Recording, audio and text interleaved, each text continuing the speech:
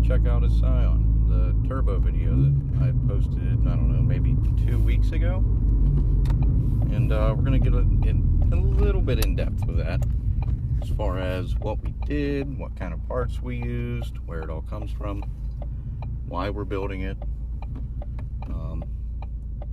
Little background information on the car. It's a 2012 Scion TC2, which is, everybody that's probably watching this video, there's no aftermarket for it whatsoever.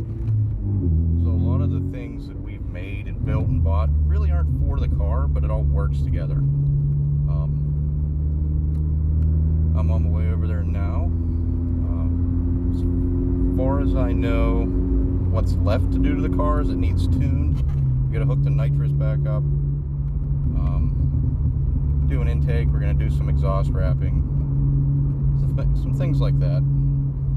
Should be a good day. So we finally made it out here. Play with the Scion a little bit, give you some details on what we did. So before the turbo kit, we threw on our nitrous outlet kit. It's at 100 shot, wet shot. Plumbed that in, it ran fairly good. Got tired of that, so then we decided to throw the turbo on. We relocated the battery to the back, because throwing the turbo in there, we kind of ran out of room up front. Still have to work on the mounting kit a little bit. Yeah, but we could have, the turbo could have went elsewhere, correct? Like behind the engine, where we placed it was a little unorthodox. What, the turbo? Yeah. Didn't have a choice. Didn't have a choice. Well, let's take a walk up front. Custom taillights, Cosmos S1 wheels. K-Sport coilovers. Rides like fuck. And here's where the magic happens, if you want to say that. So that's a GT35 turbo, 7063 turbines. It is not a ball bearing. I didn't get the money together to get the good one yet. It's just a start. Still piecing it together, piece by piece. We had to make the manifold ourselves because the only supplier was Dezod, and that was just a horrible mess working with them. It was, what was it, like 6 months, 7 months? You didn't hear anything? It was all like, oh, we'll get back to you, and all this other horse shit. Yep, they kept dragging their feet, and to the point where I said, it's enough. I'm just doing it my damn self. So we got, what, a TC1 manifold? TC1, and then we got the TC2 plate to attach to the one, and then we honed out the insides to match the exhaust ports.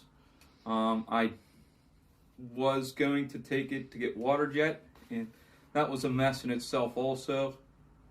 I was having trouble finding guys that would actually do that, something like that.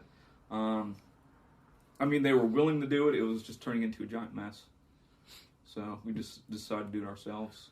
Which ended up turning out cheaper and faster anyways. No leaks, nothing. It really doesn't look half bad.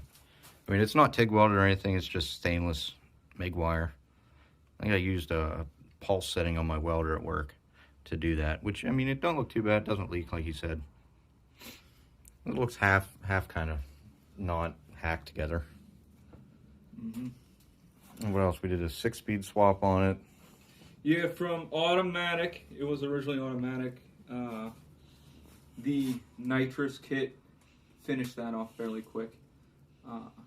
It kept going into traction mode. It didn't want to decide what gear to go in and eventually blew the transmission out. Instead of putting another automatic in, I switched to a manual, which was, I must say, not that bad. You just got to know what you're looking for, what you're getting, what you have to change over, engine mounts and stuff like that.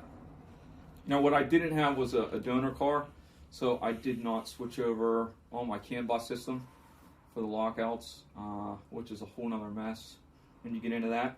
Luckily, this style did not have any lockouts in neutral park, so I just left the communication modules in there, and it thinks it's still in park. No limitations on RPMs and all that stuff, though. So, and where is that thing? It's dangling around in here somewhere.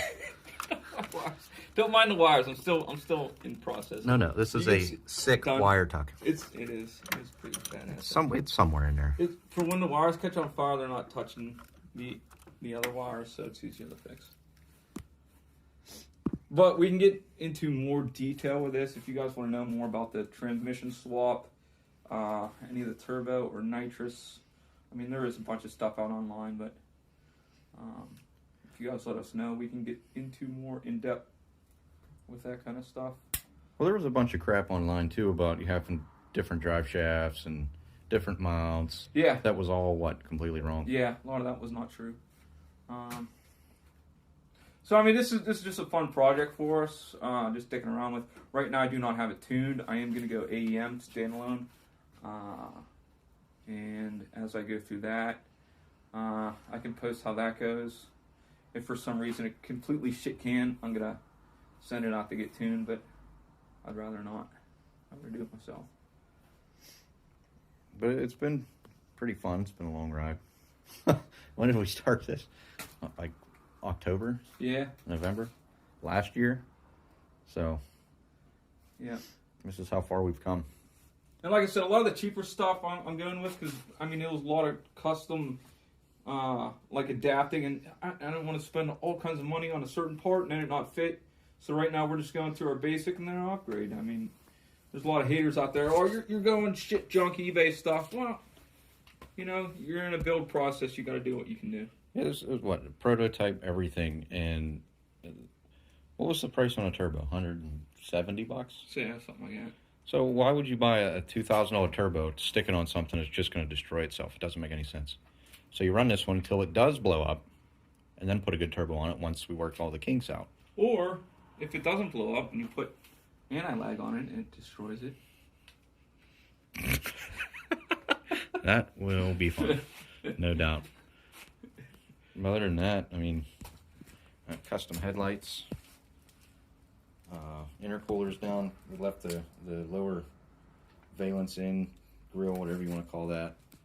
And I have to show you the I have to.